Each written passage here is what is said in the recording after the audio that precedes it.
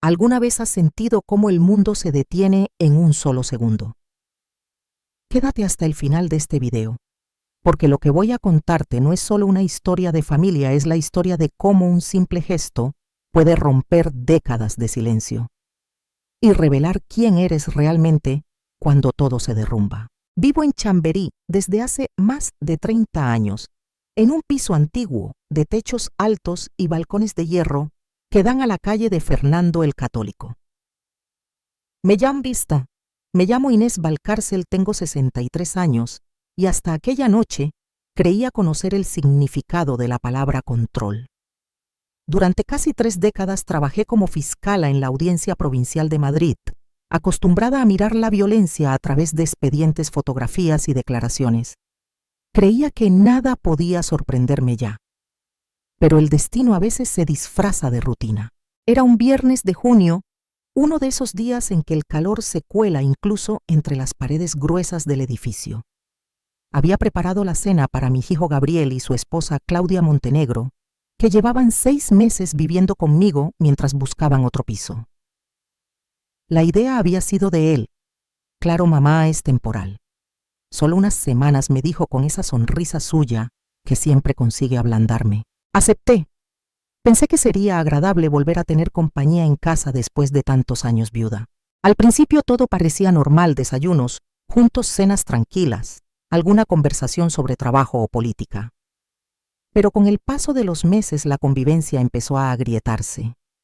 Claudia, elegante y calculadora, empezó a dejar pequeñas señales de desprecio, comentarios sobre mis muebles anticuados, sonrisas irónicas cuando hablaba de mis libros o de mis años en la fiscalía. Yo lo notaba claro, pero me decía que era cuestión de adaptación. Esa noche decidí preparar algo especial: merluza al horno con salsa verde y una botella de vino que había guardado para una ocasión. Gabriel había conseguido cerrar un proyecto importante en el estudio de arquitectura y quería celebrarlo.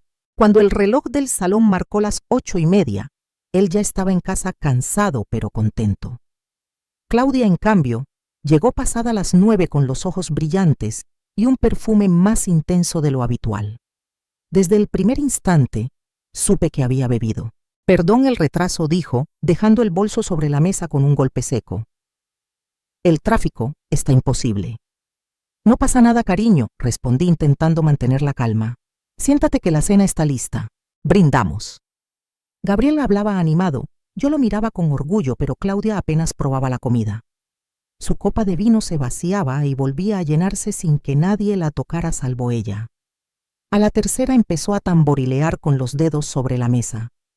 Inés, el vino, dijo tendiendo la copa sin mirarme. Creo que ya has tenido suficiente, Claudia, respondí despacio con la voz que usaba en los interrogatorios más tensos. El silencio que siguió fue tan denso que podía cortarse. Gabriel dejó el tenedor a medio camino mirándonos con la angustia de quien teme que un simple suspiro encienda una explosión. ¿Cómo dices?, preguntó ella con una sonrisa torcida. Que ya has bebido bastante, repetí mirándola a los ojos. Esta es mi casa y no pienso permitir que nadie se emborrache en mi mesa. Vi cómo su rostro se encendía, primero rojo, luego morado. Tu casa, soltó una carcajada seca. ¿Te olvidas de que también vivimos aquí? ¿O acaso piensas que seguimos siendo tus invitados eternos? Gabriel intentó poner una mano sobre su brazo. Claudia, por favor.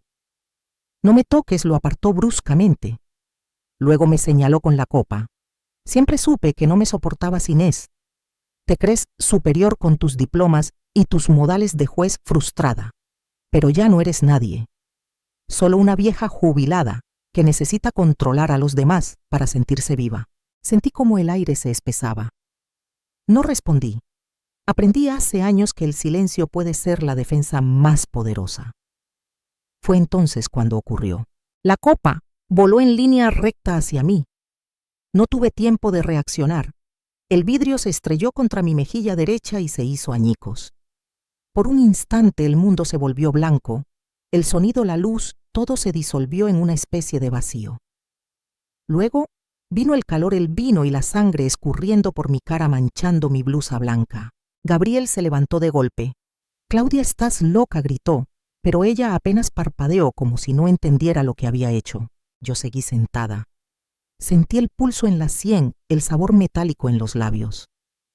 30 años viendo heridas ajenas, y aún así, nada me preparó para la sensación de ver mi propia sangre sobre el mantel. En la ventana del patio vi moverse una cortina a la vecina de enfrente. Doña Mercedes seguramente había escuchado el golpe. Vivía sola como yo y solía dejar la ventana abierta en las noches de calor. Un detalle que en aquel momento apenas registré, pero que más tarde tendría un peso inesperado. Respiré hondo. Gabriel, lleva a tu esposa a su habitación. Ahora. Mi voz sonó tan firme que ni él ni ella se atrevieron a replicar. Escuché sus pasos subiendo la escalera, la puerta cerrándose de un golpe. Entonces me levanté y caminé hasta el baño. El espejo devolvía una imagen que no reconocía, una línea roja cruzaba mi mejilla, el maquillaje corrido, el cabello pegado para la frente. El agua fría ardió sobre la herida, pero también me devolvió claridad. Cogí mi teléfono y con la precisión de un hábito antiguo, fotografié toda la herida. La blusa manchada, los fragmentos de vidrio en el suelo, la copa rota. Pruebas, siempre pruebas. Elena, la fiscala, había muerto, pero su instinto seguía vivo. Cuando terminé, envolví los cristales en una bolsa de plástico. El temblor de las manos me delató, no era miedo, era rabia contenida. Había visto a cientos de mujeres sentadas frente a mí en los juzgados, con esa misma mirada, la de quien acaba de entender que la violencia puede colarse hasta en la mesa más pulcra. Volví al salón. El reloj marcaba las 11. El mantel aún húmedo, el aire cargado de vino y tensión. Me senté en el sofá con una bolsa de hielo sobre la mejilla y dejé que el silencio me envolviera. Un silencio tan pesado que parecía gritar. Pensé en llamar a la policía, pero dudé. No por miedo, sino por Gabriel, mi hijo. El mismo niño que un día juró proteger a su madre y que ahora dormía bajo el mismo techo que quien acababa de agredirme. En ese instante, escuché 3 golpes suaves en la puerta. Abrí y encontré a doña Mercedes con una bata floreada y los ojos muy abiertos. Señora Inés. Escuché un ruido. ¿Está usted bien? Su mirada se detuvo en la herida. ¿Eso fue una copa?, preguntó horrorizada. Asentí, incapaz de hablar. Ella apretó los labios y dijo algo que se me clavó como un cuchillo. No permita que quede impune. Estas cosas, si se callan, vuelven. Esa frase resonó en mi cabeza mucho después de que se fuera. Había pasado mi vida defendiendo la justicia de otros, pero nunca imaginé que tendría que aplicarla en mi propia casa. A medianoche, cuando el edificio entero dormía, me levanté y fui a mi despacho. Saqué una carpeta vacía, le escribí un título en la portada: Caso Montenegro. Dentro guardé las fotos, la blusa y una hoja en blanco, donde con letra firme escribí la primera línea: he sido víctima de una agresión doméstica. La autora es mi nuera. Después apagué la luz y me quedé mirando por la ventana. Madrid seguía viva ahí fuera, taxis, pasando risas lejanas, una ciudad que no se detiene. Yo, en cambio, sentía que algo en mí se había roto definitivamente. No solo el cristal, algo más profundo. El reloj marcó la 1. Me puse de pie, me miré en el reflejo oscuro del cristal y susurré casi sin voz: mañana esto no quedará en silencio. Y en ese momento, mientras el eco de mis propias palabras se perdía en la noche madrileña, supe que acababa de cruzar una línea invisible. Una línea que separa a las mujeres que soportan de las que deciden actuar. Porque a veces solo cuando se rompe el cristal se revela la verdad. A la mañana siguiente, Madrid amaneció gris con una llovizna fina que empañaba los cristales del balcón. Dormí poco, casi nada. El hielo había calmado la hinchazón de la mejilla, pero no el nudo que tenía en el pecho. Mientras me servía un café, escuché pasos en el pasillo. Gabriel bajaba las escaleras con la misma expresión que tenía cuando era niño y escondía una travesura. No me miró a los ojos. ¿Cómo te encuentras?, preguntó casi en un susurro. Bien, mentí. Y Claudia está arrepentida. Dice que no recuerda nada, que fue el vino. Lo miré fijamente. El vino no lanza copas, Gabriel. Las personas sí. Él apartó la vista. Vi en su gesto el conflicto entre el hijo y el marido. Durante un instante pensé que se disculparía, pero se limitó a decir: «No quiero más problemas, mamá. Déjalo pasar, por favor. Déjalo pasar». 2 palabras que he escuchado cientos de veces en los tribunales, siempre dichas por alguien que temía enfrentarse a la verdad. Aquella frase en la voz de mi propio hijo me desgarró más que el golpe de la noche anterior. A media mañana bajé a la portería. Necesitaba aire. Doña Mercedes me esperaba con su inseparable bata floreada y un termo de café. ¿Lo denunció?, preguntó sin rodeos. Aún no. No espere demasiado. El tiempo borra las pruebas, pero no las cicatrices. Tenía razón. Subí de nuevo al piso y abrí la carpeta que había creado horas antes Caso Montenegro. Dentro, además de las fotos y la blusa, añadí una hoja con nombres y teléfonos de colegas en la comisaría. Sabía exactamente a quién llamar el subinspector Óscar Navas, un antiguo compañero de causas de violencia doméstica. Marqué su número. Inés. ¿Cuánto tiempo? ¿Qué ocurre? Necesito presentar una denuncia, dije sin rodeos. Pero antes debo asegurarme de que la ley me escuche sin prejuicios. Él guardó silencio unos segundos. Pásate esta tarde. Haré que alguien te tome declaración en privado. Colgué. Me senté frente al espejo y observé la herida. Era leve, pero visible. Pensé en todas las historias de venganza que había escuchado en mis años de fiscalía, mujeres que esperaban justicia y acababan devoradas por el rencor. Yo no quería convertirme en una de ellas. Lo mío no sería una venganza, sería un acto de verdad. A la hora de comer, el ambiente en casa era irrespirable. Claudia permanecía encerrada en el dormitorio. Gabriel intentaba comportarse como si nada hubiera pasado. Encendí la radio para romper el silencio. Un locutor hablaba de una exposición de arte sobre la ira y la redención. Sonreí ante la coincidencia. Voy a salir un momento, le dije a mi hijo. ¿A dónde? A donde se busca justicia. No respondió. Cuando cerré la puerta tras de mí, sentí una mezcla extraña de libertad y vértigo. La lluvia seguía cayendo sobre las aceras de Chamberí. Caminé despacio hasta la comisaría de la calle Guzmán el Bueno. Óscar me recibió en una sala pequeña, sin uniformes, sin cámaras. Prefiero hacerlo bien, le dije. Sin dramatismos, lo sé. Pero tendrás que declarar los hechos tal como ocurrieron. Conté todo: la cena, el vino, la copa, la herida, la vecina. Mientras hablaba noté cómo me temblaban las manos, no por miedo, sino por rabia contenida. Al terminar, Óscar anotó algo y levantó la vista. Tu hijo presenció la agresión. Sí, pero no está preparado para admitirlo. Entonces necesitaremos otra prueba. Alguna cámara, algún testigo, doña Mercedes. Vio parte de la escena desde su ventana. Asintió. Perfecto. Citaré a la señora para declaración. ¿Y tú, Inés? Me miró con ternura. No estás sola. Esas palabras me hicieron más bien que cualquier medicamento. Al salir de la comisaría, el aire olía a humedad y esperanza. Decidí caminar hasta el mercado de Chamberí para distraerme. Entre los puestos de frutas y quesos, la vida seguía igual, como si nada en el mundo hubiera cambiado. Pero para mí, todo había cambiado. Mientras pagaba unas naranjas, sonó mi móvil. Número desconocido. Sí, respondí. Al otro lado, una voz femenina fría. No debía haber ido a la policía, señora Valcárcel. Hay cosas que es mejor callar. Sentí un escalofrío. ¿Quién es usted? Silencio. La llamada se cortó. Miré a mi alrededor. Nadie parecía prestarme atención, pero por primera vez en mucho tiempo sentí miedo.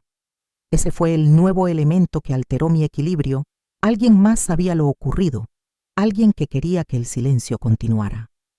Guardé el teléfono, respiré hondo y regresé a casa. No pensaba detenerme. Por la tarde, Gabriel estaba en el salón mirando la televisión. Apagué el aparato y me senté frente a él. He presentado la denuncia. Su rostro se contrajo. ¿Qué? Mamán, no puedes hacer eso. Van a arruinarle la vida. Se la arruinó ella misma, hijo. Yo solo he contado la verdad. Él se levantó, empezó a caminar de un lado a otro. No entiendes, la amo. El amor no justifica la humillación. La discusión se prolongó varios minutos. pero algo en su mirada cambió, una mezcla de miedo y dependencia que reconocí enseguida. Era el mismo patrón que vi tantas veces en los hombres víctimas de manipulación emocional. Quizá Gabriel también necesitaba ser liberado, pero todavía no lo sabía. Antes de subir a su habitación se detuvo en la puerta. Solo te pido una cosa. No conviertas esto en una de tus historias de venganza. No lo haré, respondí, pero tampoco lo olvidaré. Esa noche la tensión podía palparse en el aire. Yo escribía en mi diario intentando ordenar los pensamientos. De pronto alguien deslizó un sobre bajo la puerta. Dentro una nota escrita a mano: si no retira la denuncia saldrán a la luz cosas que prefiere mantener ocultas. No había firma, solo una inicial: C. Me quedé inmóvil. No solo era una amenaza, era una declaración de guerra. Miré por la mirilla el pasillo vacío, la luz del ascensor parpadeando. El corazón me latía tan fuerte que pensé que se escucharía al otro lado de la puerta. Guardé la nota en la carpeta del caso. Cada pieza empezaba a encajar: la agresión, la llamada, la amenaza. Alguien trataba de silenciarme y eso solo confirmaba que estaba haciendo lo correcto. Antes de irme a dormir encendí la lámpara del salón. El reflejo del vidrio del marco, la foto de mi esposo fallecido hace años, brillaba sobre la mesa. Recordé su voz. Nunca dejes que el miedo dicte tus decisiones, Inés. Sonreí con tristeza. El miedo ya estaba aquí, pero también la determinación. Salí al balcón. Madrid respiraba bajo la lluvia. Pensé en todas las historias de venganza que la ciudad escondía tras sus fachadas: madres, esposas, hijos, todos callando por vergüenza o por amor. Esta vez, alguien tenía que romper el ciclo. Tomé aire y susurré: no voy a callar, pase lo que pase. El sonido lejano de una sirena respondió desde la Gran Vía, como si la ciudad entera me diera la razón. A veces la venganza no consiste en destruir al otro, sino en sobrevivir con dignidad. Y yo estaba dispuesta a hacerlo, aunque el precio fuera quedarme sola. Aquella noche casi no dormí. Cada crujido de la casa me sonaba a pasos, cada sombra a una presencia, la amenaza del sobre con la letra C. Seguía en mi mente como una herida que no deja de sangrar. No era solo miedo, era la certeza de que alguien observaba mis movimientos. Amaneció nublado y por primera vez en años encendí todas las luces de la casa, aunque fuera de día. El reflejo en el espejo del pasillo me devolvía una versión de mí misma que no reconocía: ojeras profundas, mirada alerta, una tensión constante en el cuerpo. Yo, Inés Valcárcel, la mujer que había enfrentado a delincuentes y corruptos sin pestañear, temía ahora abrir su propia puerta. El timbre sonó a las 9. Di un salto. Corrí a mirar por la mirilla. Era Óscar Navas, el subinspector. Traía en la mano una carpeta. Necesito que vea esto, dijo con un tono que no presagiaba nada bueno. Las cámaras del edificio captaron algo anoche. En la pantalla del portátil aparecieron imágenes granuladas del pasillo. A las 2:17 de la madrugada, una figura encapuchada se acercaba a mi puerta, se agachaba, introducía algo por debajo y desaparecía en silencio. Exactamente a la hora en que había recibido el sobre. ¿Reconoce a la persona?, preguntó Óscar. No respondí con voz tensa. Pero hay algo en su forma de andar. No sé. Él asintió dejando la carpeta sobre la mesa. Vamos a analizar la grabación con el laboratorio. Pero Inés, quiero pedirle algo: tenga cuidado. No subestime a su nuera ni a nadie cercano. La frase me heló la sangre. Era como si intuyera lo que yo apenas me atrevía a pensar. Gabriel no bajó a desayunar. Cuando golpeé la puerta de su habitación, respondió con voz apagada: déjame solo, mamá. No insistí. Bajé al salón y abrí la ventana para ventilar el ambiente cargado. La ciudad se despertaba con su rutina indiferente: bocinas, pasos apresurados, el olor a pan recién hecho que venía del café de la esquina. Todo seguía igual afuera, pero dentro de casa la normalidad se había fracturado para siempre. El teléfono sonó poco después. Era un número oculto. Contesté con cautela. Señora Valcárcel, una voz femenina temblorosa. No me cuelgue, por favor. Soy Nuria, la antigua compañera de trabajo de Claudia. ¿Qué desea? Solo advertirle su nuera está desesperada. Habló de usted, de hacerla pagar. No me gusta lo que escuché. Un escalofrío me recorrió. Le pedí detalles. Nuria dudó. No puedo decir más. Tenga cuidado. Ella no está sola. La línea se cortó. Me quedé mirando el teléfono como si todavía pudiera arrancarle respuestas. Ese fue el nuevo elemento que cambió mi percepción del peligro. Claudia no actuaba sola. Había alguien más en la sombra, alguien dispuesto a protegerla o a usarla. Esa tarde la tensión llegó a un punto insoportable. Gabriel finalmente bajó ojeroso con la maleta en la mano. Voy a quedarme unos días con un amigo, anunció sin mirarme. ¿Con quién? Con Daniel del estudio. ¿Y Claudia? No lo sé. No me hables de ella, por favor. Intenté detenerlo, pero fue inútil. La puerta se cerró tras él con un golpe seco, dejándome en un silencio que dolía en los huesos. Me quedé sola. Sola con la amenaza, con los recuerdos, con el eco del miedo en cada rincón. Por primera vez entendí que el verdadero terror no era la violencia física, sino la incertidumbre, no saber hasta dónde llega la oscuridad del otro. Esa noche, mientras intentaba leer para distraerme, un sonido metálico me hizo levantar la vista. Venía del balcón. Apagué la lámpara y caminé despacio. La cortina se movía ligeramente por una corriente de aire. Aferrando el teléfono con una mano, abrí el cristal. Allí en el suelo encontré otro sobre más pequeño sin inicial. Dentro había una fotografía, yo tomada desde la calle a través del ventanal del salón. En la parte posterior, una frase escrita a bolígrafo: no deberías estar tan tranquila. El miedo me atravesó como una descarga eléctrica. La imagen era reciente, tomada apenas unas horas antes. Alguien vigilaba mi casa. Llamé a Oscar de inmediato. Mándame una patrulla, dijo él, sin dudar. No te muevas, Inés. Colgué y me senté respirando con dificultad. Por un instante pensé en abandonar todo, en retirar la denuncia, en mudarme lejos. Pero luego recordé a todas esas mujeres y hombres que vi renunciar por miedo. Y recordé por qué había comenzado esta lucha. No podía retroceder ahora. Cuando la patrulla llegó, revisaron el edificio, el portal, la azotea. No encontraron a nadie. El agente más joven me miró con una mezcla de compasión y respeto. «Tiene cámaras dentro, ¿verdad? No. Debería considerar instalarlas». Asentí.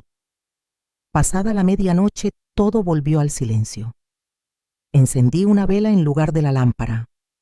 La luz cálida me tranquilizaba más que el frío resplandor eléctrico. Mientras la llama titilaba, pensé en lo frágil que puede ser la paz doméstica.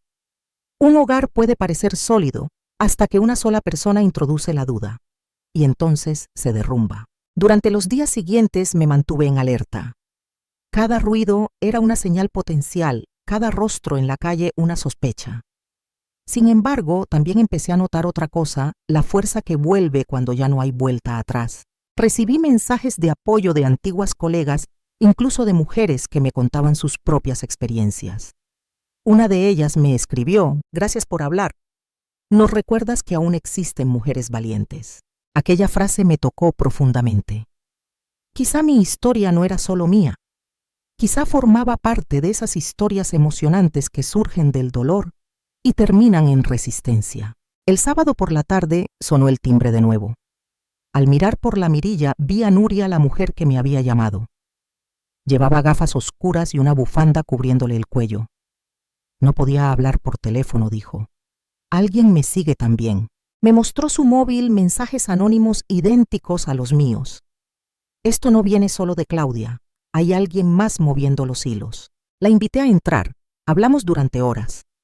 Nuria me contó que Claudia había tenido una relación con un hombre mucho mayor, casado, relacionado con empresas de seguridad privada. Él le había prometido protegerla siempre. Quizás esa protección se había convertido en amenaza. De repente, todo cobraba sentido: la llamada, los sobres, las fotos. El enemigo ya no era solo mi nuera. Era una red de poder y manipulación que yo había tocado sin querer. Esa noche escribí en mi diario: el miedo cambia de forma, pero no desaparece. Lo importante no es que deje de existir, sino aprender a caminar con él. Antes de acostarme, grabé un mensaje para mi hijo: Gabriel, no te enfades conmigo. Todo lo que hago es por ti. Hay algo más grande detrás y necesito descubrirlo antes de que nos destruya a los dos. Guardé el teléfono en el cajón y apagué la luz. Por la ventana Madrid parecía dormida, pero yo sabía que en algún lugar alguien seguía despierto observando. No sé cuánto tiempo pasé así inmóvil en la oscuridad. Solo recuerdo un pensamiento repitiéndose en mi cabeza: esto apenas empieza. Y sí, apenas comenzaba. Lo que estaba por descubrir haría temblar todo lo que creía saber sobre mi familia, sobre la ley y sobre mí misma. Si te gustan las historias emocionantes, no olvides dejar tu like. Ayuda más de lo que imaginas.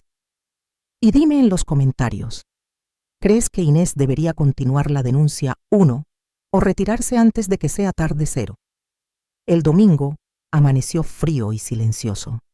El tipo de silencio que pesa, que parece contener una advertencia. Había pasado la noche en vela, repasando cada palabra de Nuria, cada detalle de las llamadas, cada sombra que cruzó frente a mi ventana. Tenía la sensación de que el peligro se acercaba, pero no sabía por dónde.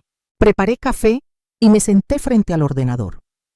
Decidí organizar toda la información que tenía hasta ese momento: las fotos, los sobres, las declaraciones, los informes del inspector Navas. Abrí una carpeta nueva con el nombre Caso C. Cada documento que añadía era una pequeña pieza de un rompecabezas que aún no mostraba su imagen completa. Mientras copiaba los archivos, escuché el sonido metálico del buzón. No esperaba correo un domingo. Bajé con el corazón acelerado. Entre folletos y facturas había un pequeño paquete envuelto en papel craft sin remitente. Dentro, una memoria USB y una nota escrita con la misma caligrafía que las anteriores. Mira antes de hablar. No todos son quienes dicen ser. Subí corriendo y cerré la puerta con doble llave. La desconfianza se había vuelto mi nueva sombra. Conecté la memoria al ordenador con la cautela de quien abre una caja de Pandora. En la pantalla aparecieron varias carpetas con nombres que reconocí de inmediato: Claudia Gabriel, Fiscalía Central Montenegro. Abrí la primera. Había documentos bancarios, correos electrónicos y grabaciones de audio. En uno de ellos se escuchaba claramente la voz de Claudia hablando con un hombre. Tranquilo, todo está saliendo como planeamos. Y la vieja pregunta a él: cayó en la trampa. Está paranoica. No va a parar hasta destruirse sola. El tono de burla me hizo apretar los puños. Claudia no solo mentía, sino que alguien más la dirigía. Un hombre cuya voz, por más que intenté identificar, me resultaba desconocida. Abrí la carpeta de Montenegro. Allí encontré algo que me hizo contener el aliento: informes y documentos judiciales de casos antiguos en los que yo había trabajado como fiscala. Pero estaban alterados, manipulados con mi firma falsificada. Era una trampa. Alguien intentaba vincularme con irregularidades para desacreditar mi testimonio. La amenaza ya no era solo personal. Querían destruir mi reputación. Me llevé las manos al rostro intentando ordenar mis pensamientos. Recordé a mi marido fallecido hacía una década y su frase constante: el poder no se pierde, Inés, solo cambia de manos. Y comprendí que ese hombre desconocido, el que hablaba con Claudia, tenía poder suficiente para intentar borrar mi nombre. Pasé la tarde revisando cada archivo de la memoria. En una de las carpetas más ocultas encontré un video de baja resolución. Mostraba a Claudia reunida en un restaurante con un hombre de traje oscuro. A su lado, sorprendentemente, estaba Daniel, el supuesto amigo con quien Gabriel decía hospedarse. El impacto fue brutal. El amigo de mi hijo formaba parte del círculo de Claudia. La red era más grande de lo que imaginaba. Anoté hora, fecha y nombre del restaurante Café Albéniz, calle de Fernando el Católico. Lo conocía bien. Había ido allí con colegas años atrás. Ese sería mi próximo destino. Antes de salir, llamé a Oscar Navas y le conté lo del paquete. No haga nada sola, me advirtió. Si ese material es real, toca intereses muy delicados. Lo sé, respondí. Pero si espero a que todo pase por protocolo, puede ser tarde. Colgué. A veces la justicia necesita coraje antes que permiso. El café estaba casi vacío cuando llegué al atardecer. Un camarero joven me reconoció. Usted es la señora Valcárcel, ¿verdad? Dejaron esto para usted hace unos días. Sacó de debajo del mostrador un sobre blanco sellado con cera. Dentro había una única hoja escrita a máquina: deje de investigar o la próxima foto no será desde la ventana, sino desde el espejo. El pulso me tembló por primera vez en años. No era una metáfora, era una amenaza directa. Salí del café con la sensación de que cada persona que pasaba podía estar observándome. El aire helado de Madrid me golpeó el rostro y me devolvió la claridad. No podían intimidarme. No ahora que por fin veía el alcance de la telaraña. Esa noche, al llegar a casa, Gabriel me estaba esperando. Tenía el rostro pálido y los ojos hinchados. «Mamá, tenemos que hablar», dijo con voz ronca. «¿Qué ocurre?» Daniel me confesó algo. Claudia lo presionó para vigilarte. Le pagaban por seguirte, por contarle todo lo que hacías. Me quedé muda. ¿Y quién le pagaba? Un hombre llamado Rodrigo Almenara. Empresario. Ex cliente tuyo. El nombre me golpeó como una piedra. Lo recordaba bien, uno de los acusados en un caso de corrupción urbanística que yo había ayudado a condenar hacía más de 10 años. Había jurado que me haría pagar por arruinarle la vida. Ahora comprendía todo. Claudia había sido su instrumento, una pieza perfecta en su plan de venganza. Gabriel se cubrió el rostro con las manos. No sé en qué momento todo se fue de las manos. Solo quiero que esto termine. Terminará, le prometí. Pero no huyendo. Su mirada se encontró con la mía por primera vez sin miedo. ¿Qué vas a hacer? Lo que siempre hice, hijo, buscar la verdad, aunque duela. Esa noche, mientras revisaba de nuevo la memoria USB, sentí algo que hacía tiempo no experimentaba: serenidad dentro del caos. El miedo seguía ahí, pero ya no mandaba. Había recuperado el control de mi historia. Pensé en todas las personas que, como yo, alguna vez fueron silenciadas, amenazadas o manipuladas. Pensé en las madres que luchan por sus hijos, en los mayores que son invisibles, en las mujeres que deciden alzar la voz cuando todos les piden callar. Y entendí que, a pesar del peligro, mi historia era una de esas historias que inspiran, las que nacen del dolor, pero florecen en valentía. Guardé el dispositivo en una caja fuerte y me preparé un té. Fuera, la lluvia golpeaba los cristales con un ritmo casi hipnótico. Encendí la radio. El locutor hablaba de un ciclo de cine sobre justicia y redención. Sonreí sin querer. La vida, pensé, tiene su propio sentido de la ironía. Poco antes de medianoche mi teléfono vibró. Era un mensaje de número desconocido. Sabemos que tiene el archivo. Mañana a las 6, estación de Chamartín. Si no vienes sola, todo saldrá a la luz. Miré la hora: 23:47. Casi medianoche. Tenía poco más de 6 horas para decidir entre la prudencia o el valor. Subí al despacho, abrí mi diario y escribí: si esta historia termina aquí, quiero que sepan que no tuve miedo, porque incluso en la oscuridad hay luces que no se apagan y son las de la verdad. Apagué la lámpara. La sombra del reloj se proyectaba sobre la pared, marcando el paso del tiempo. Sabía que lo que ocurriera al amanecer podría cambiarlo todo. Y aún así, por primera vez en mucho tiempo, sentí paz.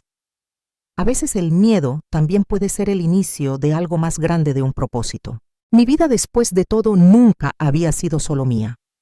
Era parte de esas historias que inspiran a resistir, a luchar, a comenzar de nuevo. Aunque la batalla aún no haya terminado. No dormí. La noche transcurrió entre el sonido lejano de los trenes y el tic-tac del reloj, marcando cada segundo como una sentencia. A las 5 ya estaba de pie, vestida con abrigo oscuro, bufanda y guantes. Había preparado una copia del archivo de la memoria USB guardada en un sobre sellado dentro del bolso. No sabía qué iba a encontrar en aquella cita, pero algo en mí, esa intuición que tantas veces me salvó como fiscala, me decía que debía ir. Antes de salir, dejé una nota sobre la mesa del comedor para Gabriel. Si no regreso antes del mediodía, llama a Óscar Navas. Confía solo en él. Encendí la lámpara del pasillo una última vez. Miré la casa en silencio y respiré hondo. Era extraño, no sentía miedo. Sentía una calma nueva, la calma de quien ya ha decidido no volver atrás. La estación de Chamartín amanecía gris, envuelta en esa luz metálica que solo tiene Madrid en invierno. Los primeros trenes de cercanías llegaban con su rumor monótono de rutina ajenos a los secretos que podían esconder sus andenes. Eran las 6:03 cuando crucé las puertas automáticas. La voz metálica del altavoz anunciaba destinos Ávila, Segovia, Valladolid. Yo no iba a ninguna parte, o tal vez sí a una de la que no hay retorno. Me detuve junto a la cafetería del vestíbulo. Un hombre con abrigo largo y bufanda azul se acercó despacio. Señora Valcárcel, dijo sin presentarse. Gracias por venir sola. Su voz era grave, calculada. No necesitaba verlo bien para saber quién era. Señor Almenara, respondí con la serenidad que da reconocer al enemigo. Nos sentamos en una mesa apartada. El vapor del café ascendía entre nosotros como una frontera invisible. Tiene algo que me pertenece, dijo él. Tengo algo que puede hundirlo, repliqué. Sus labios dibujaron una sonrisa sin humor. Siempre tan correcta, tan noble. Pero esta vez está fuera de su liga, Inés. Usted debería saber que las ligas cambian con los años, contesté. Y que algunas mujeres no envejecen, solo aprenden. Él soltó una carcajada breve, seca. Esa memoria USB no saldrá a la luz. ¿Cuánto quiere por ella? No se trata de dinero, entonces, ¿qué busca la verdad? Y justicia. El silencio se hizo espeso. Detrás de nosotros el murmullo de la estación se mezclaba con el ruido de las maletas rodando sobre el suelo. Por un instante pensé que intentaría sobornarme, pero lo que hizo fue mucho peor. Sacó del bolsillo una carpeta y la abrió lentamente. Dentro había fotografías mías y de Gabriel tomadas con teleobjetivo caminando por la calle, entrando a casa, en el mercado, incluso dentro del coche. Si entrega esos archivos, estas imágenes aparecerán mañana en todos los medios, amenazó. Dirán que la ex fiscala espía a su propio hijo.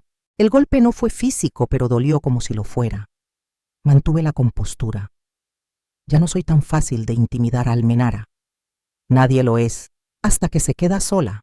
Entonces algo cambió en su mirada. Una sombra de desconcierto cruzó sus ojos. Almenara notó algo detrás de mí. Me giré despacio. A unos metros entre los pasajeros que esperaban el tren Óscar Navas, observaba la escena con discreción. Su presencia me devolvió el aire. Dijo que viniera sola, susurré sin apartar la vista de Almenara. Y así lo hizo, respondió Óscar acercándose. Yo vine por mi cuenta. Almenara se levantó visiblemente irritado. Esto no termina aquí. Tiene razón, respondí. Apenas empieza. Salió caminando con paso rápido hacia la salida principal. Óscar me hizo un gesto para no moverme. Mis hombres lo siguen. Veremos a dónde va y con quién se reúne. Sabía que vendría, dije. El archivo era solo el anzuelo. Él me miró con una mezcla de admiración y preocupación. Inés, usted sigue siendo más estratega que muchos en activo. La costumbre, respondí con media sonrisa. 30 años de interrogatorios dejan huella. Mientras la policía seguía a Almenara, regresamos juntos al coche patrulla. El amanecer teñía el cielo de un tono violeta sobre las vías. Yo observaba en silencio el reflejo de mi rostro en la ventanilla, cansada, sí, pero viva. Por dentro, una tensión diferente crecía. No era miedo, sino una convicción casi feroz. No dejaría que destruyeran a mi hijo. A media mañana el inspector recibió una llamada. Contestó en silencio y luego me miró con gravedad. Tenemos noticias. Encontraron en el maletín de Almenara planos de tu casa y copias de tus llaves. Me quedé helada. ¿Qué? Fue Daniel, el amigo de tu hijo, quien las entregó. Dijo que lo obligaron. Está dispuesto a declarar. Sentí un alivio que se mezclaba con tristeza. La traición venía de un joven perdido, manipulado por dinero y miedo.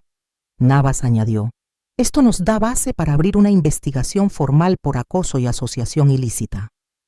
Pero necesito el archivo original. Lo saqué del bolso sin dudar. Está todo ahí. Pero hay algo más, le dije. Dentro hay una carpeta con documentos falsificados que llevan mi firma. Entonces intentaban arruinarte antes de incriminarlo a él, concluyó Navas. Clásico movimiento de distracción. Asentí. Lo sabía. La justicia, como el ajedrez, siempre tiene un segundo nivel de juego. Por la tarde, de regreso en casa, encontré la nota que había dejado para Gabriel sobre la mesa. Apenas la leí, sonó la puerta. Era él. Tenía los ojos rojos, pero esta vez no de ira, sino de arrepentimiento. Mamá dijo con voz baja. Óscar me llamó. Sé lo que hiciste. Sé que arriesgaste todo por mí. No arriesgué nada que no mereciera perder, le respondí con suavidad. Nos abrazamos en silencio. Fue un abrazo largo con años de distancia acumulada. Cuando se separó me dijo algo que me estremeció. Quiero declarar también. Quiero contar todo lo que sé. No puedo seguir viviendo con miedo. Ese fue el nuevo elemento que cambió el curso de todo. Gabriel decidió convertirse en testigo. No lo empujé, solo lo miré y asentí. Por primera vez lo vi libre. Esa noche el viento golpeaba los cristales del salón y las luces de la ciudad titilaban a lo lejos. Encendí una vela como hacía desde que comenzó esta pesadilla. La llama danzaba tranquila, proyectando sombras doradas sobre las paredes. Pensé en todo lo vivido, el vino, el cristal roto, la denuncia, la soledad, las amenazas. Y sin embargo, ahí estaba yo entera. A veces los grandes actos de valentía no son heroicos, son silenciosos. Quedarse de pie cuando todo empuja a rendirse. Miré la foto de mi esposo sobre la repisa. Lo logramos, Rafael, murmuré. Esta vez la verdad tendrá nombre. A medianoche recibí un mensaje de número desconocido. El juego aún no ha terminado. Mañana recibirás algo que cambiará todo. Miré la pantalla durante largos segundos.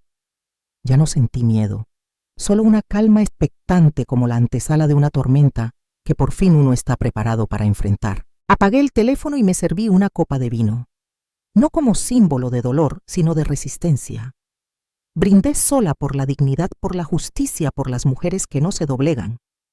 Y por los hijos que un día comprenden que el amor de una madre no se mide en ternura, sino en coraje. La estación, el archivo, las pruebas, todo era apenas el inicio de un proceso más grande que yo. Sabía que lo que estaba por venir podía sacudir nombres, instituciones y verdades que llevaban años escondidas bajo alfombras judiciales. Pero por primera vez en mucho tiempo no me sentía una víctima, sino la autora de mi propio destino.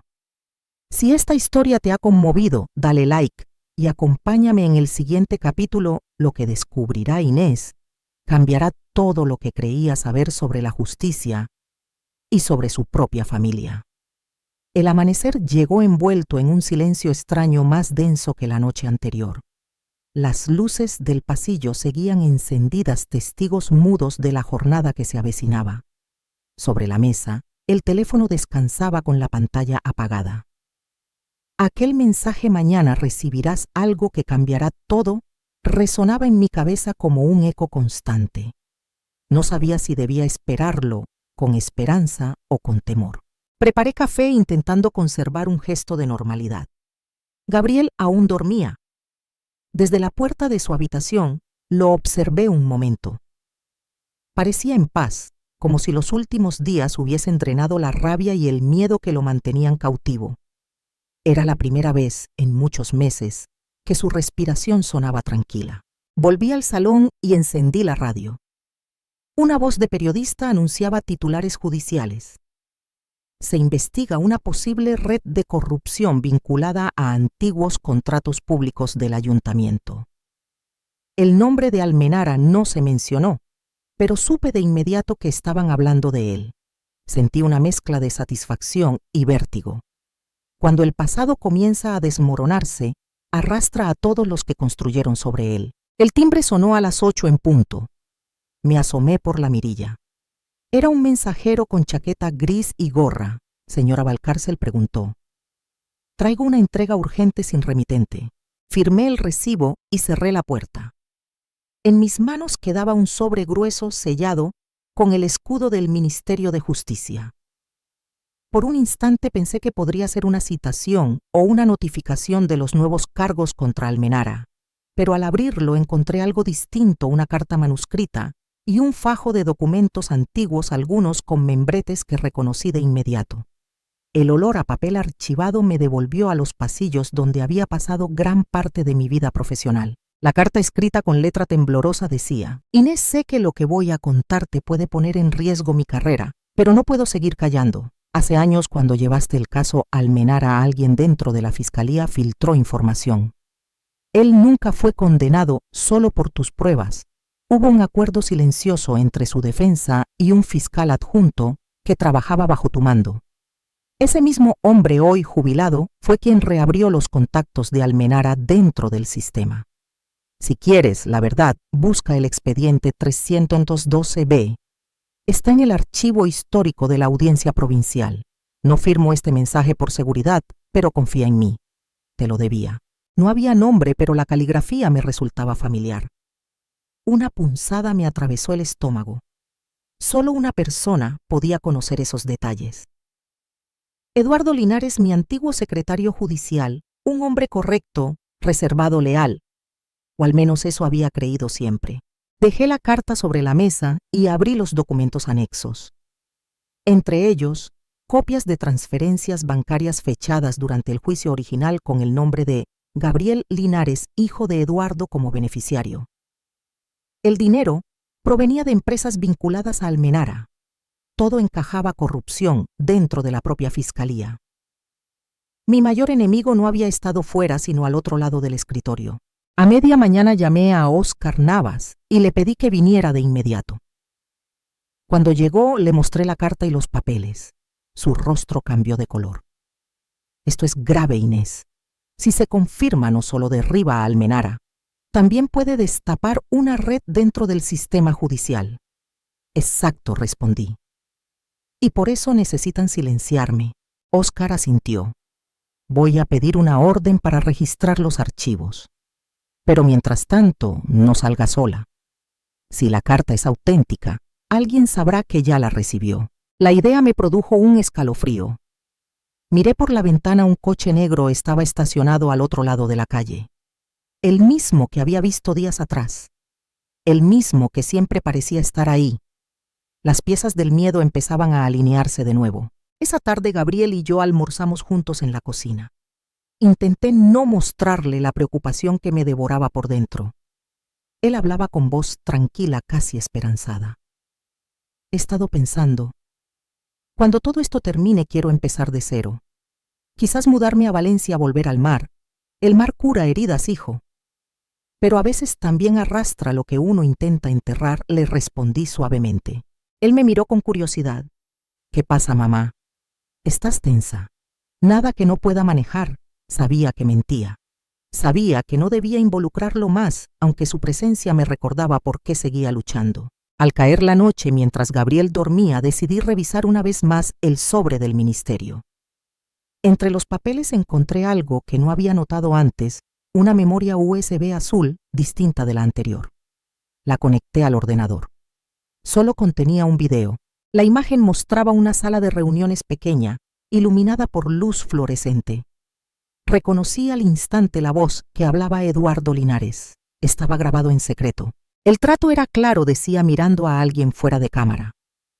Ella nunca debía enterarse. Mientras Almenara mantuviera el silencio, todos conservaríamos nuestros puestos. Pero cometió el error de tocar a su familia. Y eso, créame, la hará reaccionar. Sentí un escalofrío recorrerme de arriba abajo. Era una confesión indirecta, pero suficiente para vincular a Linares con toda la red. Cerré el portátil con manos temblorosas. Aquel archivo era la prueba definitiva, pero también la confirmación de una traición personal. Al día siguiente, Óscar me llamó temprano. Conseguimos la orden. Nos vemos en la Audiencia Provincial. El edificio, con su fachada de piedra fría, me recibió como una vieja conocida. Los guardias me saludaron con respeto. Algunos aún recordaban los años en que mi firma cerraba expedientes. Al entrar al archivo histórico, el olor a polvo y papel envejecido me golpeó la memoria. Buscamos el expediente 312B. El archivista, un hombre mayor con gafas gruesas, revisó los estantes. Aquí está, pero qué raro, alguien lo consultó hace apenas 2 semanas. Óscar y yo intercambiamos miradas. El enemigo siempre iba un paso adelante. Abrí el expediente. Las primeras páginas estaban intactas, pero a partir del folio 40 los documentos habían sido sustituidos. Falsos recientes impresos en papel nuevo. Alguien había intentado reescribir la historia. Entre los papeles falsificados, encontré una hoja que no pertenecía al archivo, una foto mía entrando a mi propia casa fechada el día del ataque con el vaso de vino. Detrás una frase manuscrita: no busques justicia donde solo hay poder. Lo sostuve en silencio. La frase no era una advertencia, era una provocación. De regreso en casa el cansancio me venció. Me dejé caer en el sofá, cerré los ojos y respiré hondo. Por momentos deseé no haber abierto nunca aquel sobre, pero ya no podía detener el curso de los acontecimientos. La verdad, una vez desenterrada, no se puede devolver al suelo. Esa noche soñé con mi despacho antiguo, con los expedientes amontonados con el eco de las máquinas de escribir y las voces de testigos perdidos. En el sueño todos me miraban como esperando que dictara sentencia. Desperté sudando, con la sensación de que alguien estaba observándome desde la oscuridad. Encendí la lámpara del pasillo. Sobre el suelo, justo debajo de la puerta principal, había un pequeño sobre blanco. Dentro solo una tarjeta con una palabra escrita a mano: audiencia. Y detrás una fecha: miércoles 12/10/00. Era una cita.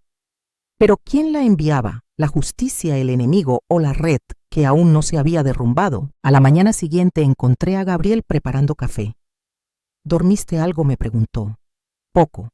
Vas a seguir con esto, ¿verdad? Hasta el final. Entonces yo iré contigo. No, hijo, respondí mirándolo con firmeza. Esta batalla es mía. Él sonrió triste, pero comprendiendo. Por primera vez lo vi adulto, no solo como mi hijo, sino como un hombre que había sobrevivido al mismo abismo que yo. Si no regresas a mediodía, prometo hacer lo correcto, dijo en voz baja. Asentí. No hacía falta decir más. Pasé las horas siguientes en mi despacho revisando los documentos una y otra vez.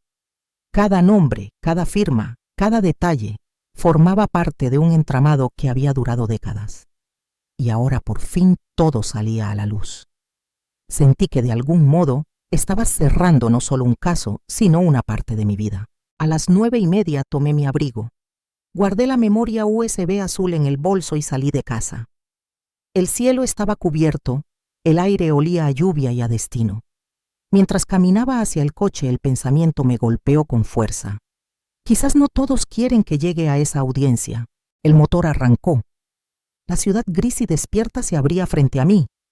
En el retrovisor el reflejo de mi rostro mostraba cansancio, pero también una determinación inquebrantable. El reloj del coche marcaba las 9:50 cuando llegué al edificio de la audiencia provincial.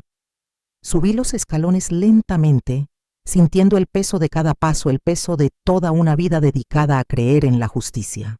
En el vestíbulo un guardia me detuvo. Nombre: Inés Valcárcel. Tenía una cita. El hombre revisó una lista y frunció el ceño. No figura ninguna cita a su nombre, señora. El corazón me dio un vuelco. ¿Está segura? Revise bien, si no hay nada programado para hoy. En ese instante mi teléfono vibró. Un mensaje nuevo, sin remitente. Mire detrás del edificio, allí termina todo. Giré la cabeza. El reloj marcaba las 9:59. Afuera la lluvia comenzaba a caer. Tomé aire, apreté la memoria en el bolso y salí por la puerta lateral. El viento helado me golpeó el rostro. A lo lejos, entre los autos aparcados, distinguí una figura esperándome bajo un paraguas negro. Reconocí su silueta de inmediato: Eduardo Linares. El pasado al fin había decidido presentarse. La lluvia seguía cayendo cuando lo vi. Allí estaba de pie bajo un paraguas negro, con la misma elegancia sobria de siempre. Eduardo Linares me observaba desde la distancia sin moverse, como si esperara que fuera yo quien diera el primer paso. Y lo di.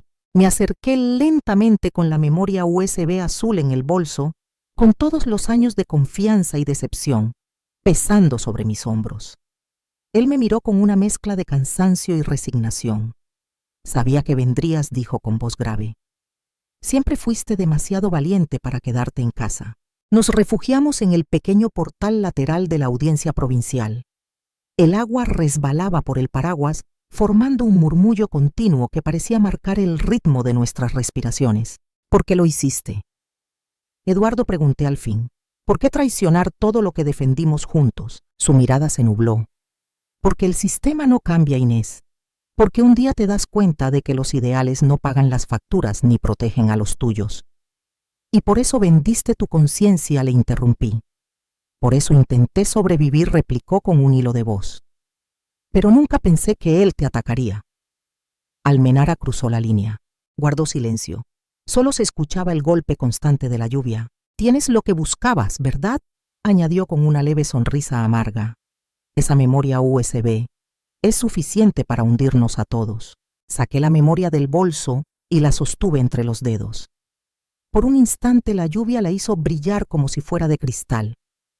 No quiero hundir a nadie, dije despacio. Quiero limpiar lo que ensuciaron. Él me miró largo rato con una tristeza que parecía venir de muy lejos. Entonces ya ganaste, Inés. Porque todavía puedes mirar de frente. Yo hace años que no puedo hacerlo. Le ofrecí el paraguas. Llévelo. Le hará falta. ¿A dónde vas? A decir la verdad, a donde siempre debimos estar. Caminé hacia la entrada principal de la audiencia mientras el eco de mis pasos resonaba entre los muros de piedra. No miré atrás. Ya no necesitaba hacerlo. El fiscal de guardia me recibió con gesto desconcertado. Señora Valcárcel, ¿qué hace aquí? Vengo a entregar pruebas de un caso pendiente. No hay tiempo que perder. Le tendí la memoria. Mientras explicaba los hechos, sentí una extraña paz recorrerme por dentro. No era venganza, era justicia, la verdadera, la que no necesita aplausos ni titulares. Horas después, cuando salí del edificio, el cielo comenzaba a abrirse. Entre las nubes, una franja de luz anaranjada teñía los tejados de Madrid. El viento olía a tierra mojada y a posibilidad. Me detuve un momento frente a las escaleras de la audiencia. Años antes había subido por esas mismas escaleras como fiscala, con el expediente en la mano y la cabeza erguida. Hoy volvía como una mujer que había perdido casi todo, pero que conservaba lo esencial, su dignidad. Por la tarde Gabriel me esperaba en casa. Tenía los ojos cansados, pero una serenidad nueva en la mirada. ¿Terminó todo?, preguntó. Aún no respondí. Pero empezó algo mejor, la verdad, ya no nos pertenece solo a nosotros. Él me abrazó en silencio. Ese abrazo fue distinto, no de culpa ni de consuelo, sino de comprensión. De madre a hijo de dos sobrevivientes que aprendieron que el amor también es una forma de coraje. Cenamos juntos. Por primera vez en mucho tiempo, la mesa no fue escenario de tensión, sino de calma. Las paredes parecían más claras, el aire más liviano. Quizás porque el miedo, una vez expulsado, deja espacio para respirar. Esa noche, al mirar por la ventana, vi reflejada mi propia imagen, el rostro de una mujer marcada por las batallas, pero no vencida por ellas. Pensé en todo lo vivido, la copa rota, la denuncia, las amenazas, la soledad, el dolor. Y comprendí algo que nunca me habían enseñado en los tribunales: la justicia más difícil es la que uno se debe a sí mismo. Pasaron los días. La prensa comenzó a publicar los primeros nombres, los primeros vínculos, las primeras grietas de la red de corrupción. El apellido Almenara volvió a ocupar portadas, esta vez no como empresario intocable, sino como símbolo de la caída. Eduardo Linares, mi antiguo compañero, fue citado a declarar. No lo odiaba.